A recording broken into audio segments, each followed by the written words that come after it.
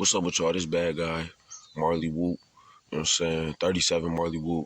If you check it out on the music, this is my little YouTube channel. I'm about to start off a little ongoing series, just talking about Michigan Department of Corrections and life in prison up there. Because there's been a couple I done checked out on YouTube.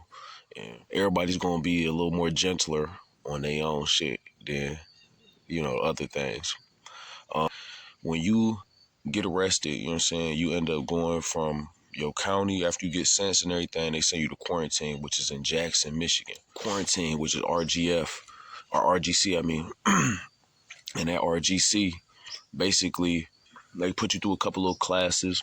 They show you the mandatory class you're going to have to take to get out of prison and just regular, just trying to help you understand that you going to prison, you know what I'm saying? But for the most part, you probably only get like maybe 20 hours at the most, 20 hours worth of classes that you got to take. And after that, you in the cell. And they got tiers, you know what I'm saying? They call them the bird cages. So, but they're tiers. And it's base 1, 2, 3, 4. I was on 4th tier all the way at the end, you feel me, in 2 South. The good thing, I was afraid of heights too. I hate heights, and I was up that bitch. I was behind the bars in my cell, and I was like still spooked. You feel me?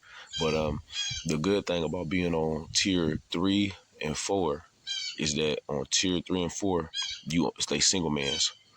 Now these is not standard prison cells. These is small as shit. Like they tiny. They probably like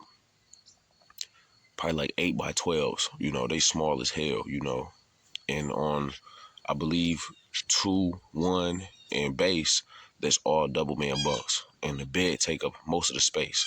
So even with a single man cell, your bunk probably leave about like a foot and a half to 2 feet worth of space. But you be in there.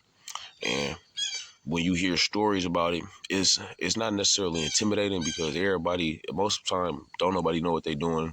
You just come to prison, or there's people who double back and shit. So it's really not, it's not no like a serious place of like a threat, but it's a serious place for like your mental state. You know what I'm saying? That'll fuck you up.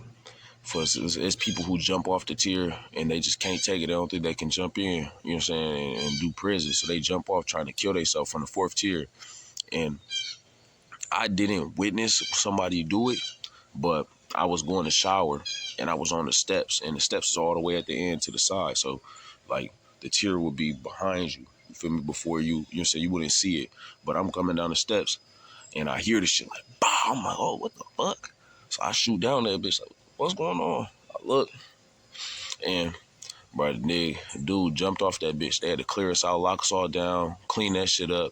And when after that, we all came back out for shower, and shower early as hell. And just so you know, right, this is an ongoing joke that never stopped. You know what I'm saying? If somebody don't know what's going on, you always tell them like, hey, bro, when you go to shower, you can have your clothes with you, but you got to go down there butt naked. You know what I'm saying? I swear to God, or they're gonna tell you got to turn around because they don't think you're gonna shower. They think you bullshit.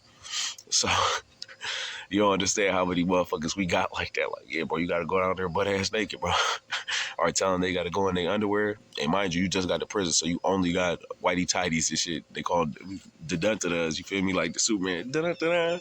We got them bitches on. So we done talk motherfuckers into that shit. That should be hilarious.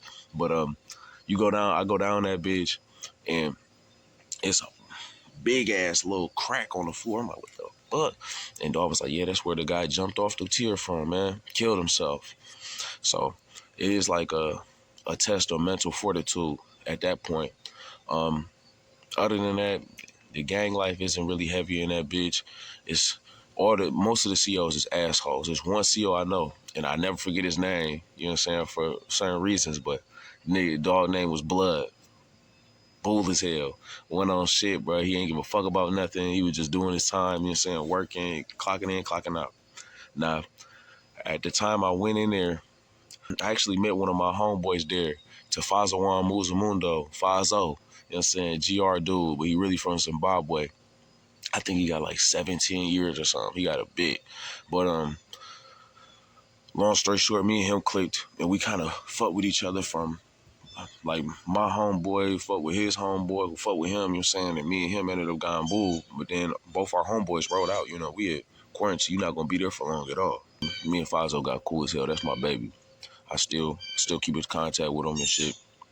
But so basically I remember I'm right next door to this older BMF dude. He just came from the feds and he coming back to do the state time now. So this was one of the funniest shits I ever seen. So he a tough motherfucker, bro. He done went through the feds, dragged his nuts, and he just an older, smooth nigga. Like he just do what he doing. You know what I'm saying? He a real inmate. Like I'm not gonna play with you, man. This how I move and stay the fuck out my way. So it's a CO in our unit. He a hoe ass motherfucker. I can't remember his name no more. The BMF dude. He was a smart dude. Gave me a little game about how to jail. I remember this a CO, Officer Jeffries. So the BMF dude come out his cell one day, and the CO Jeffrey, he a hoe. I'm talking about he a real bitch. And dog, like he a real bitch. Like he be on petty shit. I guess that he be trying to break you so that you be ready for prison. Like this how, see it like almost like on some boot camp shit. But ain't nobody trying to hear that shit. So Jeffrey's come up that bitch and he talking crazy. And him and the BMF dude get into it right in front of our cell. So he was like, what did you say to me? What did you say to me? He like, I wasn't even talking to you. He like, what's your name? The BMF guy like, what's your name? He like, Jeffrey. He's like, well, hello, how about this? How about Officer Jeffries mind his own fucking business because I'm not talking to Officer Jeffries, all right? And he was like flustered. He ain't know what to do. He's like, and turned around. Mind you, we at the end of the tier, so the little back exit fire escape right there. He shoot into that bitch and we leave. So we all laughing like, we walk out that bitch. We go down the whole thing. So mind you, this motherfucking tier long as fuck. It's almost as long as a football field. It's probably, I say like 60 or 80 yards. You feel me? It's long as fuck. So we walk down there. It's like 30 cells up there. So we walk down that bitch, go down the steps. When we get to the to the front door, we in 2 South, so we got to go around front to the. This is 2014. Once I was closed, they were for doing repairs and shit. So all you see is the gate open, swing up like Jeffries run up on the BMF nigga. He like, well, Officer Jeffries not gonna mind this business. And he was like, we in that bitch laughing like, bruh, that shit took you like, it's been like 4 minutes now. You know what I'm saying? It was a long ass walk. We slow rolling too. We moving slow as shit. I'm like, bruh, you just ran from all the way up there and you was thinking about that shit the whole time? So we in that bitch crying, laughing, like, man, what the fuck? And dog, the BMF dude kind of flared up, like, man, let's get the fuck out my face before I smack the shit out your stupid ass. He was like, what? Dog, the CO looking spooked. So he ended up hitting his button. Boop. Like 4 COs walk up on him, sergeant, and BMF dude, like, listen, man, I ain't about to hear all that shit. Listen, you tell that nigga to fuck out my face, stay the fuck out my way, before I'm gonna fuck him up. And he like, man, you can't talk about COs like that, bro. You gotta cuff up. I gotta take you to the hall. So they ended up shooting him out, but he was a bull nigga. And like I said, bro, this quarantine is a cakewalk. Quarantine is a real cakewalk.